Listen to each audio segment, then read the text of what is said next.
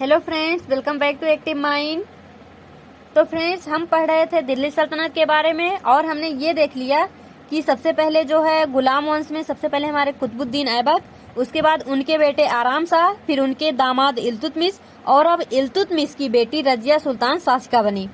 Friends, यहाँ पे देखिए कि जो इल्तुतमिश थे उनके जो मतलब बेटे थे, यानी जो रजिया सुल्तान के भाई थे, वो उतने योग्य नहीं थे। मतलब उनको राजपाट के बारे में कुछ भी पता नहीं था। लेकिन जो ये रजिया सुल्तान थी, ये इल्तुतमिश के बारे में मतलब उनका बराबर हाथ बटाती थी, तो इसको मतलब काफी अनुभव था, तो इसलिए ये शासिका बनी रजिया सुल्तान, दिल्ली की प्रथम और अंतिम महिला सुल्तान। यानी अगर आपसे कभी भी पूछे कि दिल्ली की प्रथम और अंतिम, यानी इनके बाद कोई भी महिला जो है वो शासिका नहीं बनी है, तो दिल्ली की प्रथम और अंतिम महिला शासिका जो है वो रजिया सुल्तान थी। और रजिया सुल्तान कौन थी? इल्तुतमिश की बेटी थी। ताज मिलने के तुरंत बाद लाहौर, मुल्तान और हंसी के राज्यपालों ने उनके खिलाफ विद्रोह कर दिया। यानी उन्होंने ये बोला कि हमको मतलब महिला के रूप में शासिका पसंद नहीं है, हम मतलब नहीं बन सकती है वो। और भटिंडा के राज्यपाल अल्तुनिया ने रजिया की पराधीनता को स्वीकार नहीं किया।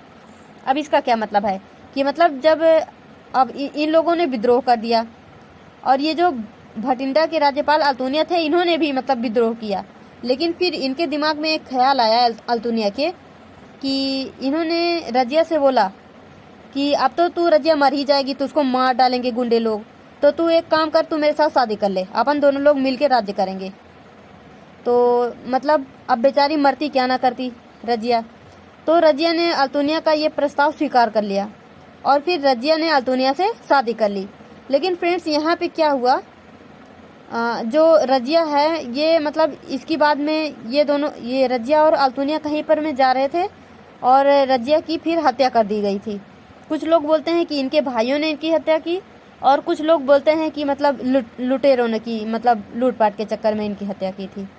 तो यहाँ पे आप नेक्स्ट पॉइंट ध्यान रखिए कि मिन्हाज ए सिराज, जिनके बारे में हम पढ़े थे कि मतलब ये इल्तुतमिश के समय में एक लेखक थे, तो मिन्हाज ए सिराज ने अपने लेख में बताया कि वह अपने सभी भाइयों से अधिक सक्षम एवं योग्य थी। मतलब मिन्हाज ए सिराज ने कहा कि रजिया सुल्तान जो थी, ये रजिया सुल्तान के जो भी भाई थे उनसे अधिक सक्षम और योग्य थी। 1240 में सिंहासन से हटा दिया गया रजिया को।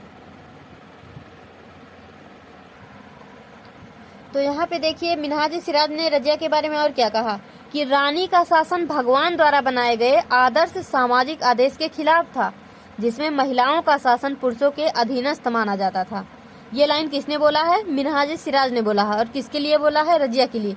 ये डायरेक्टली एग्जाम में ऐसे ही आता है कि रानी का शासन भगवान द्वारा बनाए गए आदर्श सामाजिक आदेश के खिलाफ था, जिसमें महिलाओं का शासन पुरुषों के अधीनस्थ माना जाता था। ये मिन्हाज ए सिराज ने बोला है रजिया के लिए, तो इसको आप ध्यान रखना एज इट इज। उसके बाद देखिए फ्रेंड्स, 1240 ईस्वी में हरियाणा के पास रजिया की हत्या कर दी गई। रजिया के बाद बहराम शाह, उसके बाद मसूद शाह, फिर नसीरुद्दौन सिंहासन पर बैठे। इनके बारे में ऐसा कुछ भी इम्पोर्टेंट नहीं है, इसलिए इसको आप ऐसे ही बस याद रखिए कि कौन कौन शासक बने। अब यहाँ पे देखिए रजिया के बाद मतलब ये तीनों लोग तो बने ही, उसके बाद शासक बना गयासुद्दीन बलबन। गयासुद्दीन बलबन, अब ये कौन था? इल्तुतमिश का गुलाम। अब देखो फ्रेंड्स, इसका नाम ही इसलिए गुलाम वंश पड़ा है क्योंकि यहाँ पे गुलाम के गुलाम, गुलाम के गुलाम के गुलाम ऐसे करके हैं ना।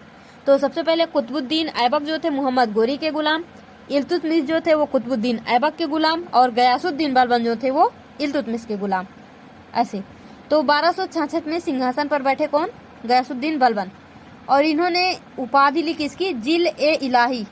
इसको आप ऐसे ही याद रखना क्योंकि ये पूछा जाता है कि मतलब जिल ए इलाही की उपाधि किसने ली, तो आप बताएंगे कि गयासुद्दीन बलबन ने। और यहाँ पे देखिए पैबोस एंड सजदा प्रथाओं की शुरुआत की। अब ये पैबोस क्या होता है, सजदा क्या होता है? सजदा मीन्स होता है सर झुकाना, किसी के सामने सर झुकाना, और पैबोस मीन्स क्या होता है? किसी का पांव छूना। तो इसकी शुरुआत इन्होंने की थी। और इन्होंने सैन्य विभाग दीवान ए अर्ज की स्थापना की थी। यानी ये सैनिक विभाग थे, दीवान ए अर्ज, इसका नाम दिया गया था दीवान ए अर्ज। चालीसा यानी ग्रुप ऑफ 40 की शक्ति को तोड़ने के लिए जासूसों की नियुक्ति की थी। चालीसा किसने लाया था? इल्तुतमिश ने लाया था, और इन्होंने इसकी शक्ति को तोड़ने के लिए जासूसों की नियुक्ति की थी। तो फ्रेंड्स, यहाँ पे अब आप देख लीजिए, क्योंकि यहाँ के बाद तो शासन खत्म हो गया और यहाँ पे देखिए, अगर कभी भी आपसे पूछे कि जो भी है हमारा मतलब गुलाम वंश, उसमें कौन कौन से शासक बने, उनको क्रम में बताइए, ऑर्डर में बताइए। तो आप सबसे पहले देखिए यहाँ पे, करो ना आराम इतना रुई की रजाई में, बाहर का आलम नादे गया कब क्यों सुनाई में, ये हमारा ट्रिक है।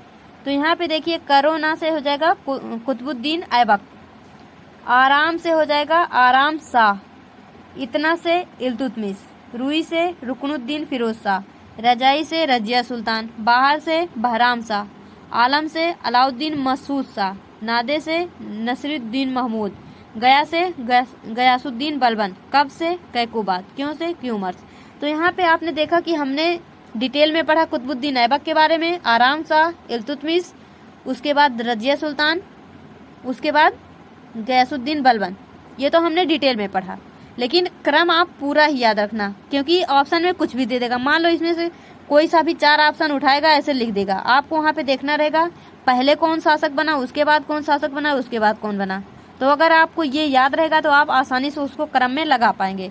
तो फ्रेंड्स, इस वीडियो में यहीं तक, तब तक के लिए ऑल द